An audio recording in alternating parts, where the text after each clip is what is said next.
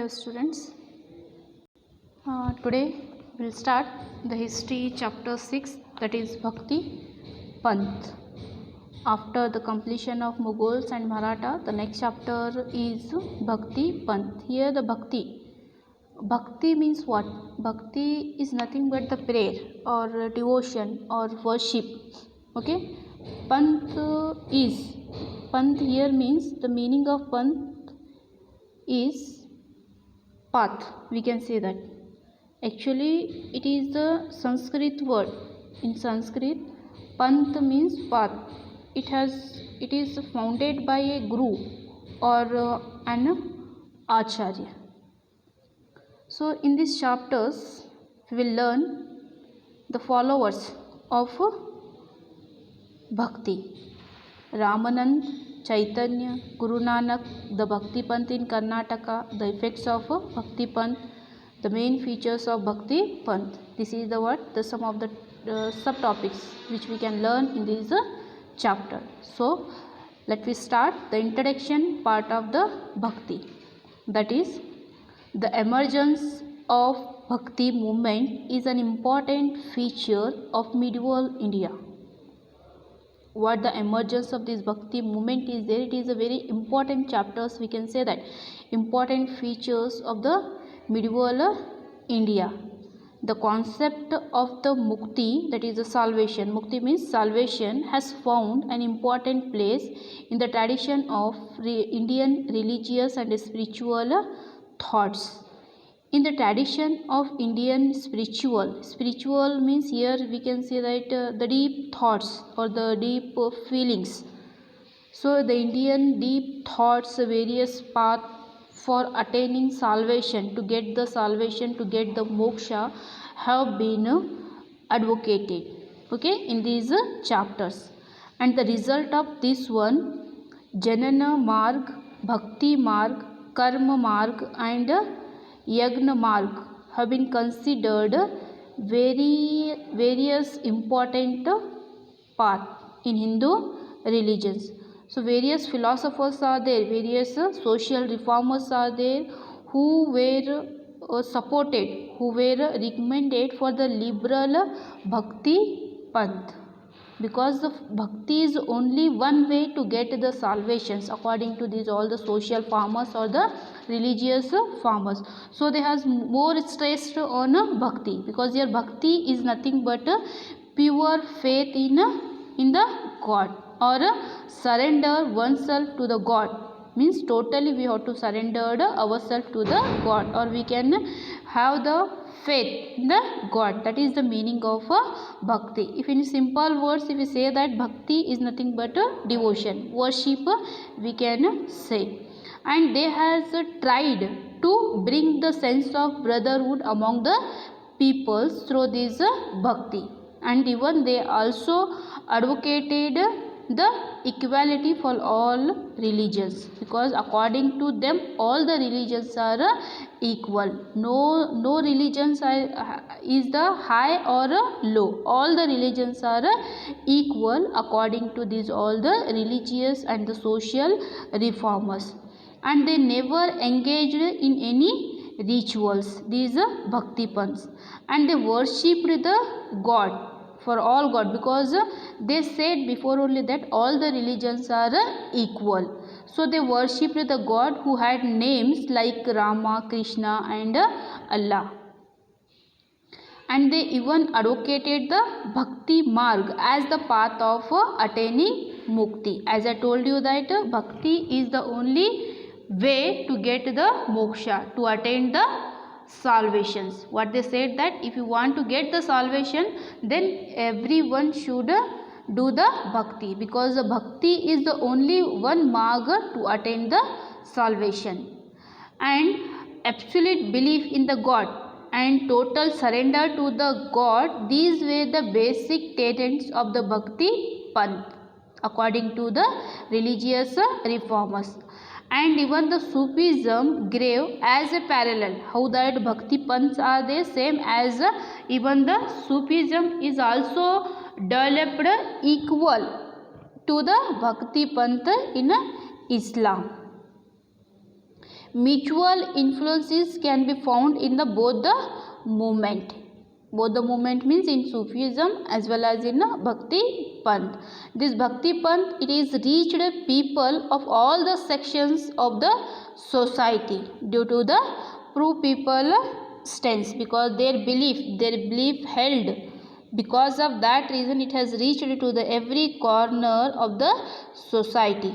And the saint, the Bhakti saint who emerged during this spread, they expressed their feelings, their thoughts, their beliefs in their native language and reached people to successfully. Every people's they has got their thoughts, because whatever they has expressed it is in the native language.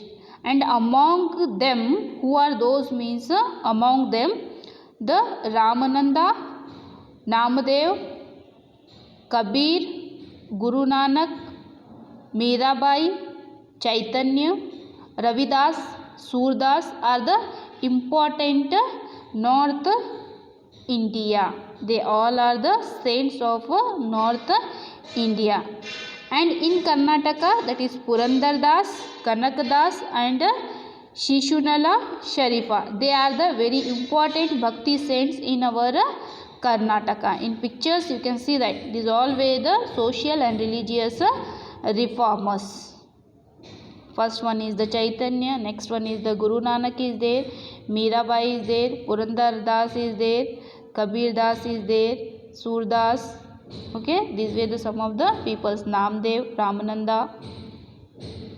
Here you can see that. We'll see one by one saint. That is the first one is Ramanand. Ramanand, he is the first, and he born in Brahmin family in Allahabad, and he was the follower of Ramanujacharya. Ramanujacharya, Madhvacharya, Shankaracharya, they were also that social reformers. And Ramananda, he was the follower of Ramanujacharya's philosophy. Which is the philosophy? Ramanujacharya's philosophy was called as Visishta Advaita. Visishta Advaita is the philosophy which was advocated by the Ramanujacharya. And Ramananda, he established a Vaishnava religious school based on the love and devotion. And he travelled to several places in North India and made famous the worship of Rama and Sita. He popularized the worship of Rama and Sita by his thoughts, by his bhajans. We can say that the songs which is sung by him, he made that popular to the worship of Rama and Sita, and he made that Varanasi as the center of his all activities. Whatever the activities where he was done, that is in Varanasi. Varanasi was become the center of his all activities. And he opposed that caste system and allowed the peoples for every caste to join his sect. And his follower was called as Kabir. Kabir Das was one of the important follower of Ramananda, and he preached his thoughts in Hindi. Who? Ramananda. After Ramananda, next Bhakti saint was Kabir Das. Kabir Das was the next after Ramananda. Ramananda gave very unique message to the people that do not question caste or creed. Think of the Lord and became one with him. God will never question one's caste. Whoever believes in the God would be blessed by the God. This is the important message which is given by the Ramananda. After him, the next one, Kabir Das, who was in 1440 to 1510 century. Kabir Das was another saint who lived in North India during the medieval time, and he was born in family engaged in the weaving work. Means he was belongs to the very poor family. Means what they are weaving, that is the julas in Varanasi. and he was a student of Ramananda.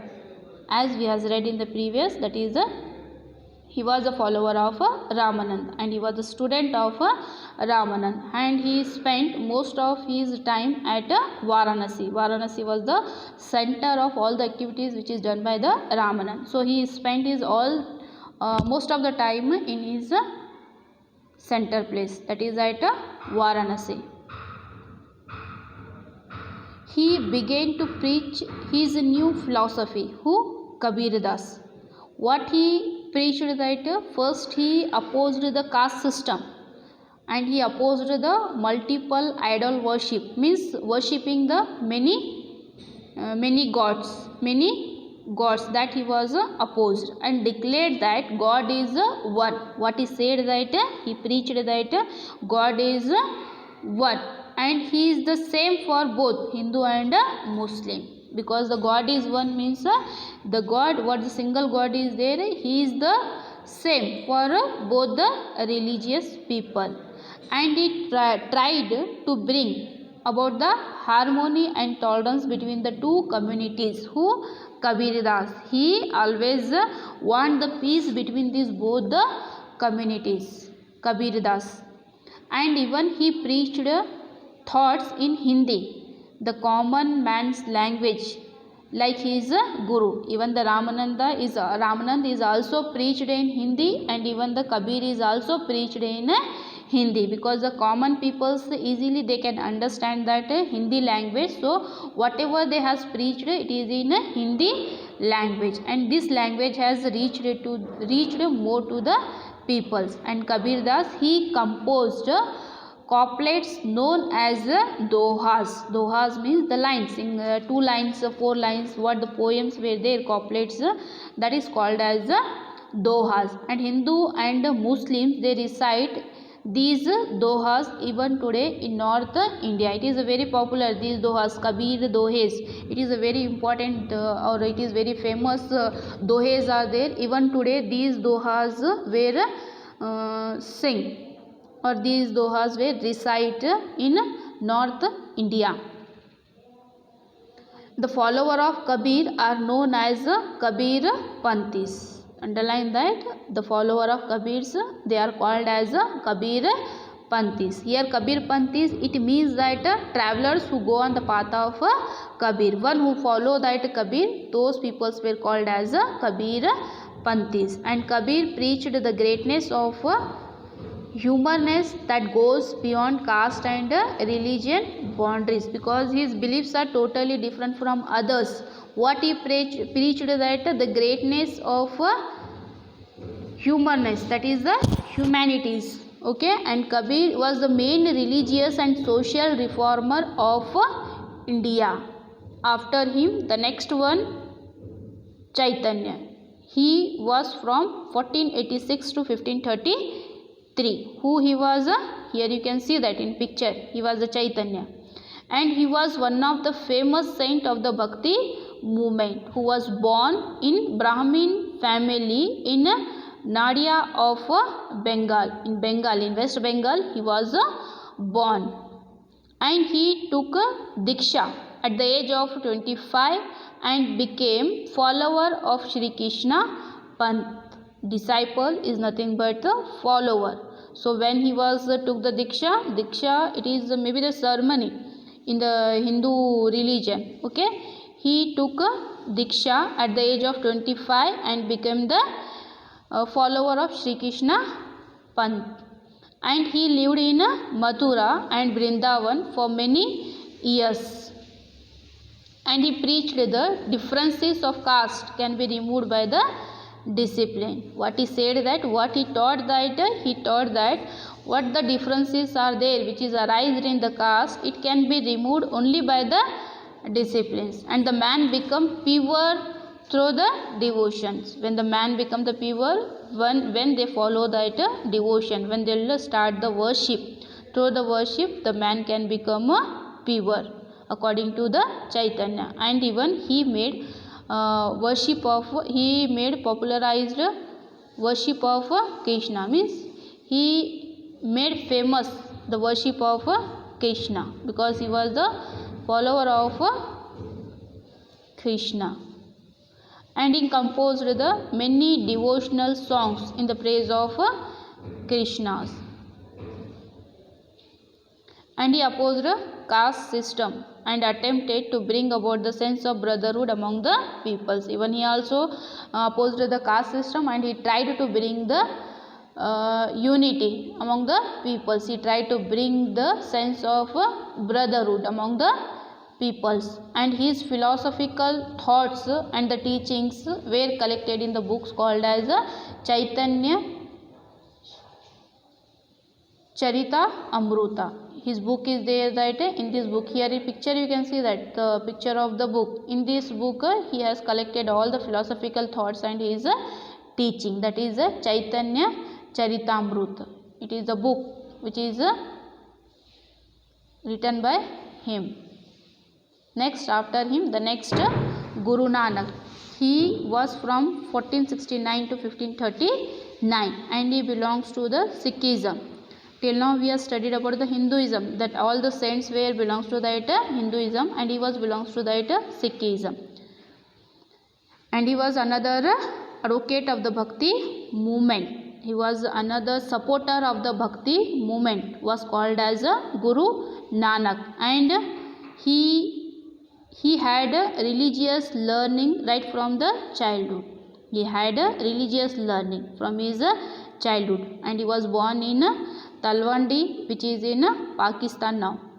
After travelling around the many years, he established the religious center in Kartarpur on the river Ravi banks. Ravi, it is the tributary of Indus River. On that bank, he was established that religious center. It is Guru Nanak, and he made his follower to sit and eat together, irrespective of caste and creed, because all the Bhakti saints, they opposed the caste system. They has advocated, they has given the support to only that all the peoples are equal, all the religions are equal. And even he has made the same, that is, he made his follower to sit and eat together in any caste and creed peoples. And he started Langar.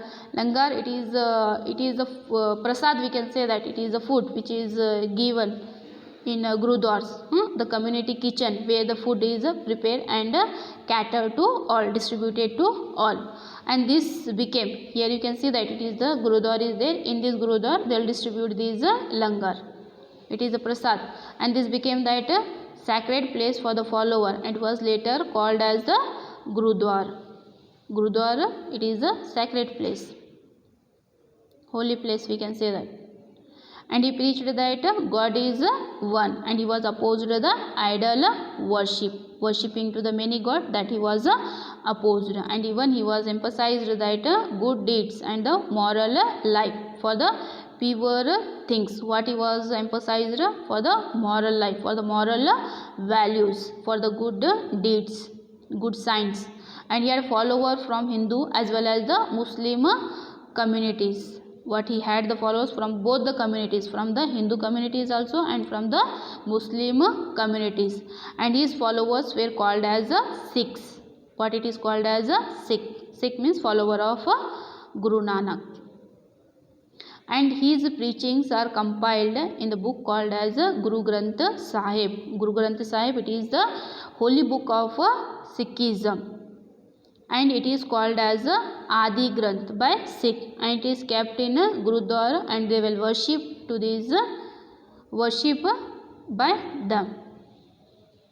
After him, the next one is Mirabai. The another name of the Bhakti movement is Mirabai, and she was the princess of Mewat. See that she was not a common person, common woman. She was the princess of Mewat, and the another name of the Bhakti movement is the Mirabai. And she left all the luxurious life. Being a princess, she can lead a very good life, very luxurious life. But what she did, she left that life. She left a life of luxury, and she became the most devoted follower of Lord Krishna. Devoted means very sincerely. means she was become that follower of Lord Krishna. Though she was married to the Rajput prince, but she left all that worldly life, worldly luxurious life, and became the follower of Ravidas. That Ravidas was a saint and who was born in an untouchable caste. Ravidas, he was belongs to the untouchable families, and she was a follower of that Ravidas. Here in picture you can see that. And she composed the many devotional songs towards the Krishna, and these songs are called bhajans, and these all the songs were sung by praising to the Lord Krishna. And she criticized the claim of superior status of high caste and people in her bhajans. What she was criticized, that is a superior status, means high caste, low caste, whatever these castes are there, high caste and low caste, that she was criticized in her bhajans. And these bhajans are very popular even today in North India, that is in Rajasthan and in Gujarat state. Like this, the many reformers, they had tried to bridge the gap between the religious and the caste in the different part of India. Next you see that Vithoba temple at Pandharpur on the banks of river Bhima in Maharashtra was the center of the Bhakti movement. Remember that which is the center of Bhakti movement, means that is a Vithoba temple at Pandharpur. It is the center of Bhakti movement, that is on the banks of river Bhima in Maharashtra. In picture you can see that Ganeshwar and Namdev, Eknath, in picture you see that Tukaram and Ramdas were the famous saints of the new sect. These all the 5 peoples, that is the Ganeshwar, Namdev, Eknath, Tukaram, Ramdas. These were the new followers, new saints of the new sect. And Purandar Das, Kanak Das were the some of the Bhakti saints from the Karnataka, and their path is known as the Das Parampare. Who's what this new sect is there, that belongs to this in Karnataka. All these dasas are there, Purandar Das, Kanak Das, Sur Das, what these are there in the Bhakti movement in Karnataka. Their path is known as Das Parampare. Next we can see that Sufi saints. In Sufi saint, the Sufi saint, they arrived from the Persia and they settled in the different part of India, and they are called the Pir or the teacher.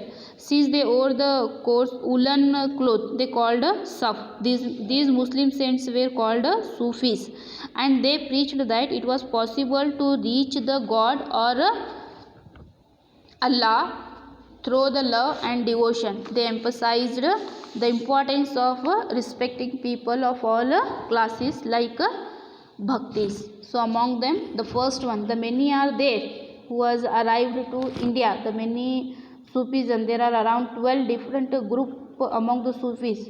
4 among them are very important, that is the Bidar, Kalburgi, Vijaypur and other places of the North Karnataka are the important places of Sufism. Okay, both the Hindu and Muslims take part in this religious ceremonies called Urus, and that take place in these centers. These rituals are very important even today. The first Sufism we can call that Shishunala Sharifa, that is 1819 to 1889.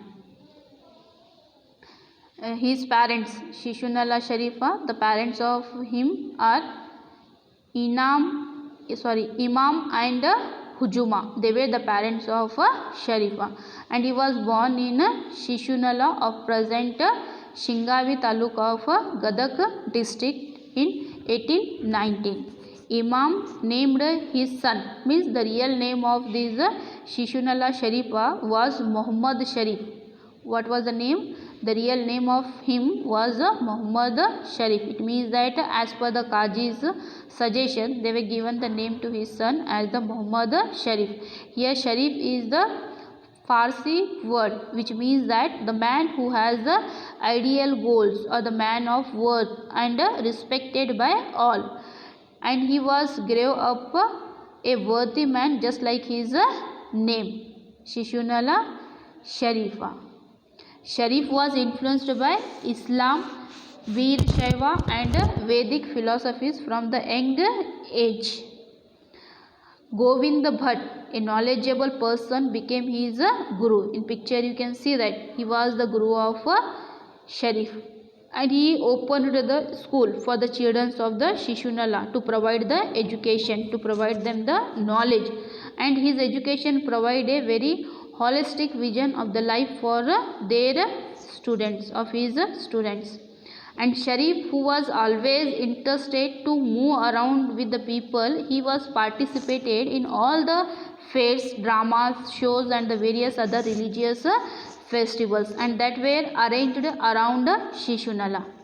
And he became the harbinger of Riyawat literature, which is the part of Moharram. After him, the next was Purandar Das, that is from 1484 to 1564.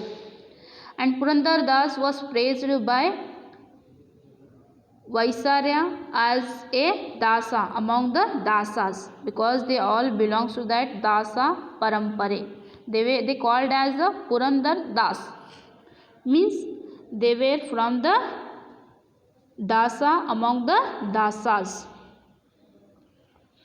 And he has contributed immensely to the tradition of Bhakti poetry with his Vaishnava influenced the Bhakti poems, because what he was there that he was very deeply followed the Bhakti path, the Bhakti poetry in his poems. Purandar Das, they wrote the many poems. In his poems, in Bhakti poems, he wrote about the Vaishnava tradition, and he is called as the founding father of the Carnatic music. Remember that. Who? Purandar Das. He was called as the father of Carnatic music, and he was born in a wealthy family of Purandargarh, that is in present Maharashtra. He was born in a very rich family. That is, his parents were Vardappa Nayak and Lakshmi Devi were the parents of him. And his first name was Shivappa Nayak, a gold trader by profession. His real name was Shivappa Nayak, means a gold trader by the professionally he was the gold trader. Shivappa Nayak was known for his business acumen. Purandar Das was called as a Shivappa Nayak. The name was given by his parents. And he influenced and encouraged by his wife Saraswati Bai. Shivappa Nayak treaded the path of spirituality. And Purandar Das, he preached that Madhva's philosophy, that is Dvaita. Dvaita was the philosophy which was advocated by the Madhvacharya. And he was preached that philosophy with his Kirtanas and travelled in many places. He made popular to the philosophy of Madhvacharya, and he visited the many places. Here you can see that in picture. These all the places were visited by Purandar Das, and these all were considered as sacred places and spread the message of the bhakti to the common people. Purandar Das, apart from the expressing the importance of the devotion as per the Vaishnava sect, he expressed his concern over false worship and the philosophies of life. He has stressed a lot on the philosophies of life. Even he was criticized the caste and creed based discrimination. He was opposed to the caste system. He rejected the false bhakti false bhakti or the false worship, and he insisted on inner reflection, the pure worship. And he declared, without inner purity, external purity is of no use. What he said, that bhakti is false. So without inner purity, external purity is meaningless. It is no use. He said, what is the use of cleaning the external fields without cleaning the internal fluids? Okay, what is said, that what is the use of this one? First we should clean our inner, then it is useful that cleaning externally. So without cleaning internally, it is meaningless to clean the externally. Fleet is nothing but dirt. And he also said, without faith, the mere dipping in a river is of no use. And he said, one has to stay alive and emerge victorious. Human birth is great, never spoil it, O fools, he said to the common people. So what our birth is there, it is the very great. God has born on this earth, so don't waste your time, don't spoil your time in a false bhakti. You should first pure from internally. Like this he was said to the peoples. And all this considerable knowledge has become the Upanishad of the Purandar Das and earned the fame Dasa means Purandar Das. Because of this reason, whatever the knowledge he has given, that very important knowledge he has distributed to the peoples, important knowledge he has preached to the peoples, it has reached to the peoples and become the Upanishad to the people. So the peoples were said Dasa means Purandar Das. After him, the next one, Kanak Das. The parents of him, Bhirappa and Bachamma. They were the parents of Kanak Das, and where he was from the Shri Vaishnavites by faith. And they wanted the name, their only child in the name of their family deity name, hence named him as Timmappa. What the name they has given, that they were given the name to him Timmappa, because he is the only child. The Bachappa and Birappa, they gave birth to the only one child. The name of him was Timmappa. Timmappa, it is the original name or the real name of Kanakadas. Once this Timmappa, he came across the huge deposit of the gold which is hidden deep in the earth. People called him Kanak, means gold, because he was came across this huge deposit of the gold which is hidden in the earth's surface. When he got it, the peoples were called him as Kanak. Kanak means gold. And it is said that Kanakadas built a temple for Adikeshava in Kanginele from this treasure. Whatever the gold he has got from that inner, from that, by utilizing that money, he built the temple called as Adikeshava. And Kanak was the local chieftains of Bada and Bankapur. Bada, it is the place is there. Bada and Bankapur, it is a place well versed in war technique. Chieftains of Bada and Bankapur, and he was very well in the war techniques. Once he was mortally wounded in the war. This led him to question the very existence of life. When he was wounded in the war, during that time he asked the question to himself, that is the existence of life, why we has got birth, and its meaning also it has arised the question to himself. And he said that this incident made him to follow the Dasa path and became the Kanak Das. Kanak Das put effort. He had tried to remove the discrimination based on caste and credit, and he even criticized the mere show of the bhakti. One who do that externally show off, that also he was criticized. And he preached that people could attain moksha through the bhakti. If you do the bhakti, then you can get the moksha. That he was preached. and he broke the belief propagated by the priestly class that in order to attain the moksha, because to get the moksha only one way is to do the bhakti, and one has to be born in higher caste through his kirtanas. Kanakadas, who was a poet, has created literature along with his meaningful kirtanas. They are Mohan Tarangini, Nalacharitre, Ramadhanya Charitre, Haribhakt Sara. Those were some of the important works of Kanakadas. Now next is Sufis. Sufis, as I told you that the Sufis were also that the peoples who were arrived from the Persia, and they settled in a different part of India. In picture you can see that these all were that Sufis. Now next last part of this chapter is effects of Bhakti movement. What are the effects?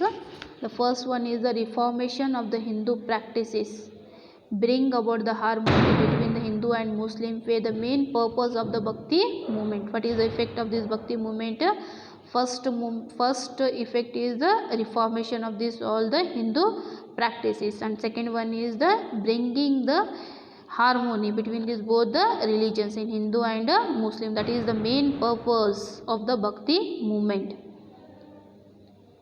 The reformers were successful in removing the many weaknesses in a Hindu society. Whatever the bad things were there, they have successfully removed from the society. The weak areas they have removed from the societies. And the regional language of the India was developed since the reformers wrote in the common language in the regional languages, and this is the enabled the development of the Indian culture, and this movement will facilitate the evolution of Indian culture. It also made that India to be identified as the land of multi cultures. Okay, this is the effects of Bhakti movement. Here the chapter is ended. Hope you understand this chapter. Okay, thank you.